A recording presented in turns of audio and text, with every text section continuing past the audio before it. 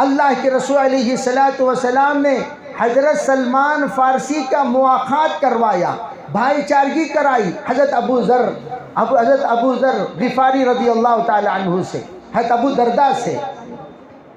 حضرت ابو درداء کے گھر حضرت سلمان فارسی گئے، کیا دیکھتے ہیں حضرت سلمان فارسی کہ حضرت ابو درداء نماز پڑھ رہے ہیں اور ان کی بیوی بالکل میلے کچیلے کپڑے کے ساتھ۔ حضرت سلمان فارسی نے پوچھا، حضرت سلمان فارسی کافی بڑی عمر کے ہیں، ارے بھئی اللہ نے ان کو 320 سال کی عمر نصیب فرمائی، تو وہ جب اسلام قبول کرے اسی وقت 280 سال کے تھے۔ تو حضرت نے کیا فرمایا؟ حضرت نے ابو درداء سے کہا، ان کی بیوی سے کہا، ام الدرداء سے، کیا بات ہے تو ایسی حالت میں رہتی ہے؟ یہ قسم پرسی کی حالت تیری کیسی؟ تیرے اندر تو کسی بھی اعتبار سے کوئی بھی ڈھنگ رنگ نظر نہیں آ رہا۔ تو وہ کہنے لگی ابو درداء کو مجھ سے کچھ لینا دینا نہیں ہے۔ ابو درداء دنیا و ما فیہا میں بالکل بے خبر ہیں، ان تمام چیزوں سے بالکل بے خبر ہیں، ان کو مجھ سے لینا دینا کچھ نہیں ہے۔ حضرت نے سمجھ گئے ابو درداء انتہائی صوفی بنے پھر رہے ہیں، تو حضرت نے کیا کیا؟ جس وقت رات کا وقت آیا، ابو درداء نماز کے لیے کھڑے ہوئے وضو کرنے کے بعد فرمایا، ابو درداء نم، کہا فوراً تو سو جا، تیرے لیے میں حکم دے رہا ہوں، فوراً تو سو جا۔ اب حضرت ابو درداء کی عادت یہ تھی، رات بھر نماز پڑھتے تھے، دن بھر روزہ رکھتے تھے۔ حضرت ابو درداء کو جب کہا حضرت سلمان فارسی نے سو جا، تو حضرت ابو درداء سو گئے خاموش۔ پھر اس کے بعد حضرت اٹھائے 3 بجے، تین آخری ثلث اللیل کو اٹھا کر کہا قم فصلی، اب کھڑے ہو کر نماز پڑھ۔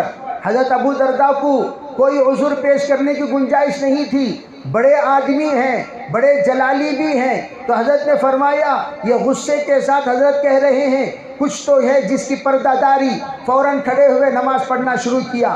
جب روزہ رکھے تو فرمایا نہیں، ایک دن روزہ رکھ، ایک دن روزہ چھوڑ، ایک دن روزہ رکھ، ایک دن افطار کر، یہ حکم دیا۔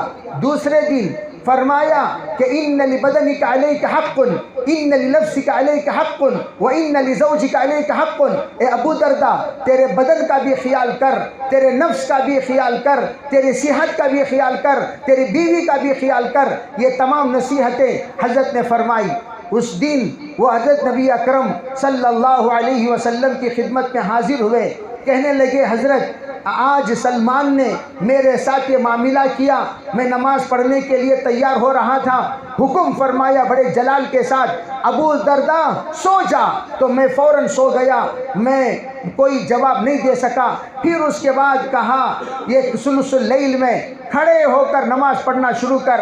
اب میں کھڑا ہوا، ذریہ سے فارغ ہوا، وضو کیا، نماز پڑھنا شروع کر دیا۔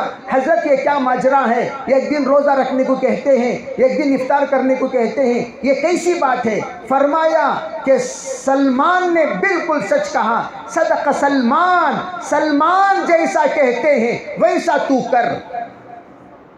علماء فرماتے ہیں رات کی نیند میں، رات کے اول وقت کی نیند اصل نیند ہے۔ 10 بجے سے لے کر تمام اطباء کے اس بات پر اتفاق ہے، 2:30-3 بجے تک کی نیند جو 4 گھنٹے کی 4.5 گھنٹے کی ہوتی ہے وہ اصل نیند ہے۔ اس وقت میں سو جانا چاہیے۔ جب سو گئے تو آپ بالکل فریش ہو جائیں گے، اس کے بعد اٹھ کر آپ نماز تہجد پڑھیے۔ یہ ترتیب مسنون ترتیب ہے۔ اللہ کے رسول علیہ الصلوۃ والسلام ہمیشہ ایسے ہی کیا کرتے تھے اور ایسے ہی کرنے کا حکم بھی دیا۔